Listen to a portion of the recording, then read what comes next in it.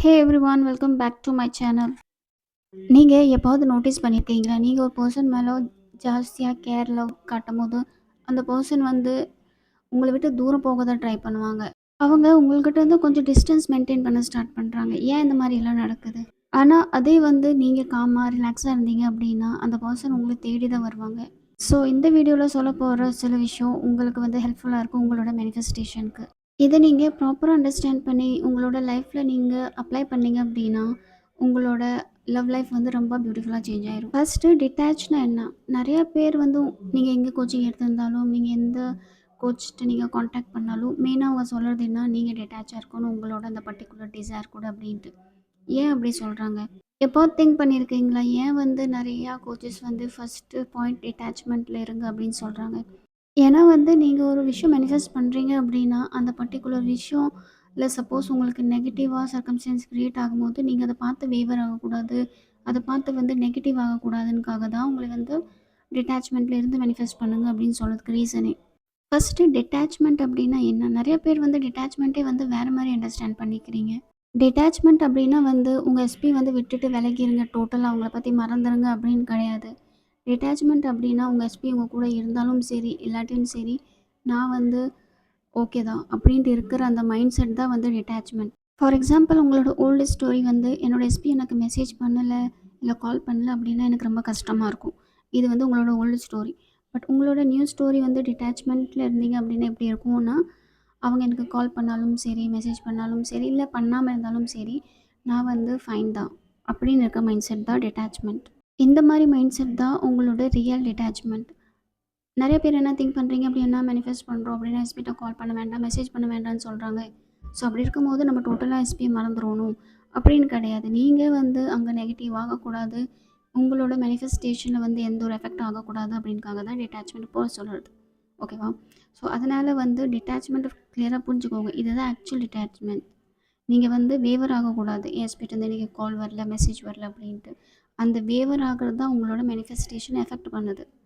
So எப்போ வந்து நீங்கள் இந்த மாதிரி டிட்டாச்மெண்ட்டில் இருக்கிறீங்களோ உங்களுக்கு வந்து மேனிஃபெஸ்டேஷன் வந்து சீக்கிரமாக நடக்கும். ஏன்னா நீங்கள் இந்த ஒரு பர்டிகுலர் டிசைர் வந்து நீங்கள் பிடிச்சி வைக்கல, இது எனக்கு வேணும் கண்டிப்பாக வேணும் அப்படின்னு மாதிரி. ஸோ இப்போ நான் உங்களுக்கு சொன்னேன் இல்லையா உங்களோட ஓல்டு ஸ்டோரி. ஸோ அந்த மாதிரி இருக்கும்போது நீங்கள் வந்து அங்கே லேக் க்ரியேட் பண்ணுறீங்க. உங்களோட எஸ்பிட்டேருந்து உங்களுக்கு நோ கம்யூனிகேஷனில் இருக்கிறீங்க, கால் இல்லை மெசேஜ் இல்லை, உங்களுக்கு வந்து கம்யூனிகேஷன் ஸ்டாப் ஆகிருக்கு அப்படின்ட்டு. பட் எப்போ வந்து நீங்கள் இந்த மாதிரி டிட்டாச்மெண்ட் நீங்கள் ஃபாலோ பண்ணுறீங்களோ உங்களோட சப்கான்ஷியஸ் மைண்ட் பொறுத்த வரைக்கும் என்னவாக இருக்கும் அப்படின்னா நீங்கள் வந்து காண்டாக்டில் தான் இருக்கீங்க. ஸோ அதனால தான் வந்து நீங்கள் ரிலாக்ஸாக இருக்கீங்க அப்படின்னு.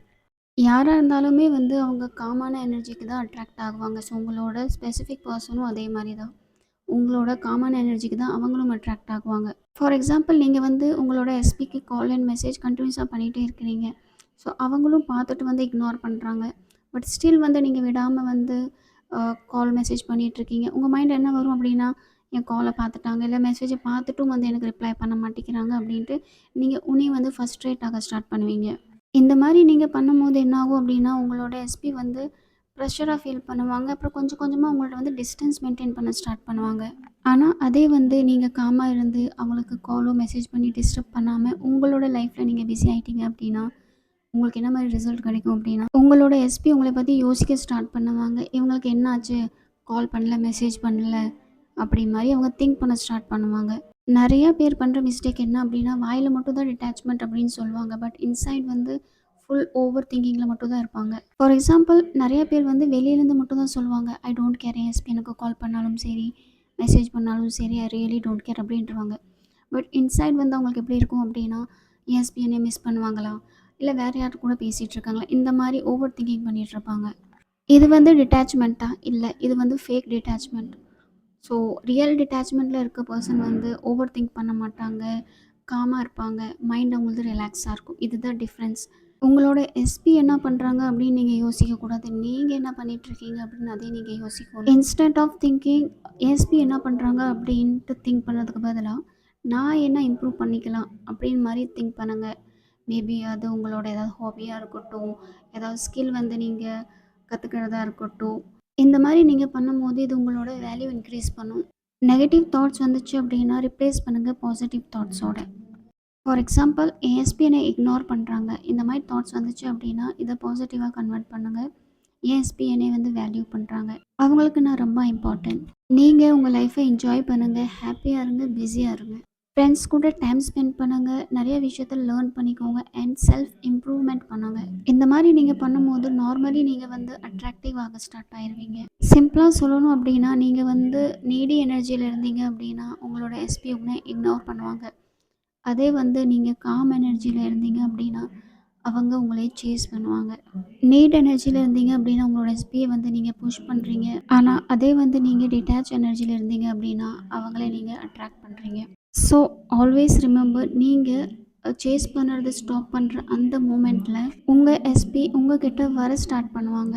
நீங்கள் அவங்கள தேடுற அந்த ஒரு வருஷனாக இல்லாமல் அவங்க உங்களை மிஸ் பண்ணிடக்கூடாது அப்படின்ட்டு இருக்கிற ஒரு வருஷனாக சேஞ்ச் ஆகுங்க. உங்களுக்கு இந்த வீடியோ ஹெல்ப்ஃபுல்லாக இருந்துச்சு அப்படின்னா சப்ஸ்கிரைப் பண்ணிக்கோங்க. பெல் ஐக்கானை வந்து ப்ரெஸ் பண்ணிக்கோங்க. நெக்ஸ்ட் வீடியோ வந்து மிஸ் பண்ணிடாதீங்க. உங்களோட மேனிஃபெஸ்டேஷனோட நெக்ஸ்ட் லெவல் இப்போ தான் ஸ்டார்ட் ஆகுது. ஸோ இது ப்ராப்பராக வந்து ஃபாலோ பண்ணிக்கோங்க. நம்ம நெக்ஸ்ட் வீடியோவில் பார்க்கலாம்.